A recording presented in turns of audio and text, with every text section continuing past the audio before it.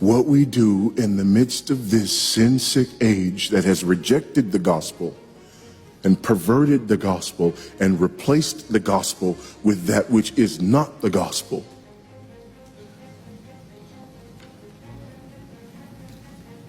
Is that we call out that wickedness. We call it by name. And we remind people of the good news of the gospel again and again and again until it tastes sweet to them. When people say, no, our problem is this, our problem is that, we say, no, our problem is that God created the world. And God created man, and he put man in the garden to keep the garden, and he gave the man a command.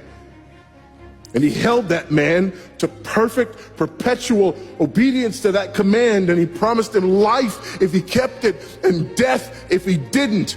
And he didn't keep it, he ate. And because he ate, because of that one man, sin entered the world, and death through sin. And everyone born from that man through ordinary generation inherited that man's sin nature. And because of that sin nature, sins proceed from it. And our world is broken because of that sin. And we stand guilty before a holy and righteous God. And we know that he's holy, and we know that he's righteous, and we crave justice. But the problem is that if God gives us justice, we all die.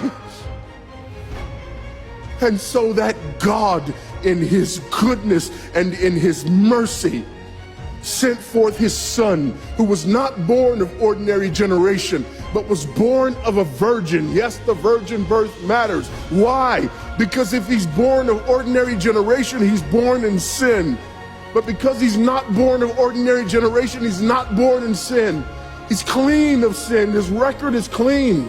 And he keeps his record clean. And he obeys God's law. And because he's fully God and fully man, he obeys the law of God on our behalf in his active obedience.